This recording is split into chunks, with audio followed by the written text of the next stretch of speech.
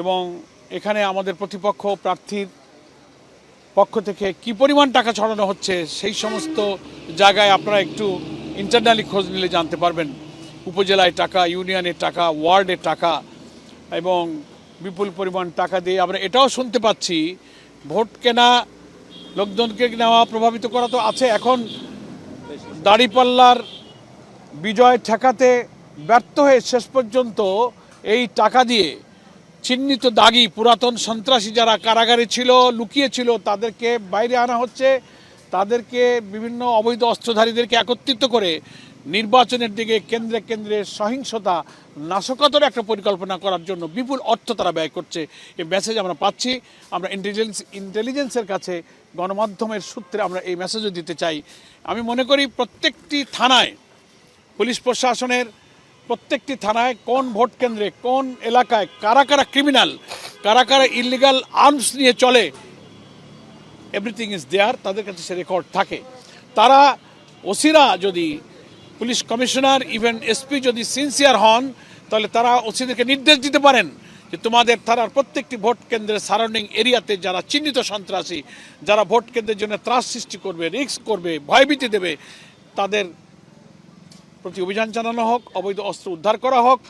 নির্বাচনের দিনে যেন তারা কেন্দ্রে কেন্দ্রে ত্রাস সৃষ্টি করতে না পারে, তারা বোমাবাজি করতে না পারে, ভোটাররা ভয় যেন চলে না যায়, এটার জন্য প্রিকশন মেজার তাদেরকে নিতে হবে। এই জন্য আমি বলেছি কালো টাকার কথা।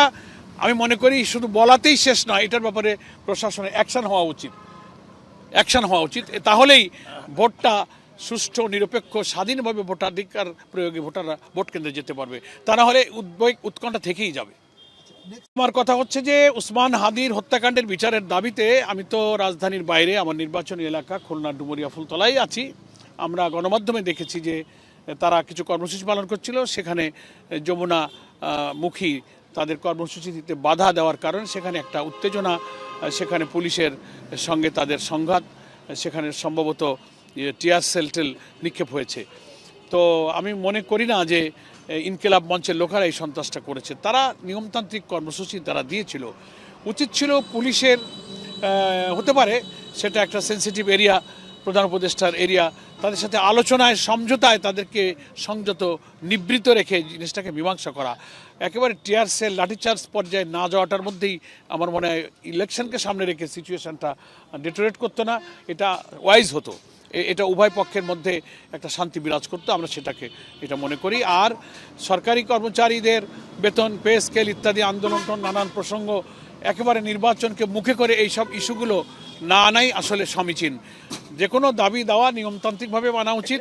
এবং আমরা মনে করি সরকারি কর্মচারীদের যে পে স্কেল এবং এইসব দাবিটা অবশ্যই যুক্তিসঙ্গত এবং অনেক দিন পর এই যে একটা সুযোগ, সম্ভাবনা দেখা দিয়েছে, বিপুল পরিমাণ সরকারি কর্মচারীদের এই জীবন জীবিকার ঠিকানা, তাদের এই সরকারি চাকরি, এই সুযোগ তাদের দেওয়া উচিত। কিন্তু এটা নিয়ে এমন কোনো আন্দোলন, এমন কোনো পরিস্থিতিতে যাওয়া উচিত নয় যে বিফোর ইলেকশন সিচুয়েশনটা আনরেস্ট হয়ে যাক। এ ব্যাপারেও তারা যেহেতু ভোটার, দেশপ্রেমিক নাগরিক, তাদের প্রতি শ্রদ্ধা রেখে বলবো যে মাত্র 3-4টা দিন আছে, দাবি তারা নিয়মতান্ত্রিকভাবে তুলতে পারেন এবং সরকার, পলিটিক্যাল গভর্নমেন্ট যখন আসবে সেটা তাদের মাধ্যমে নিষ্পত্তি হতে পারে।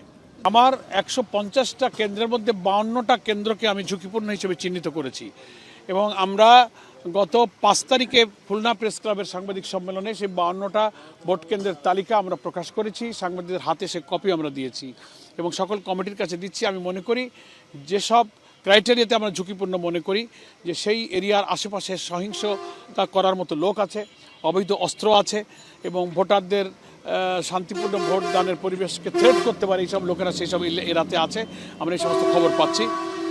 সেই জন্য আমরা এগুলোকে ঝুঁকিপূর্ণ মনে করি। আমরা টের পাচ্ছি এরকম হইতে পারে যে ভোটাররা ভয় যাবে না, গেলে তারা ধাওয়া করবে, জোর করে বলবে আমার মার্কায় ভোট দাও, এইসব অপ্রীতিকর পরিস্থিতি তৈরি হতে পারে।